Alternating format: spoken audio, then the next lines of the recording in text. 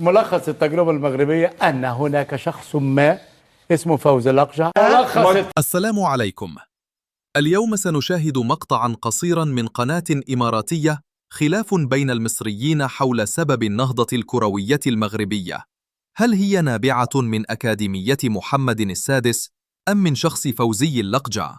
تستضيف أطرا ومختصين مصريين لمناقشة حال كرة القدم في مصر، وربما أن الحديث عن كرة القدم وعن دول عربية فكما هو متوقع كان للترجمة المغربية نصيب من الحضور في هذا النقاش. مرحبا بكم في قناة شعار المملكة.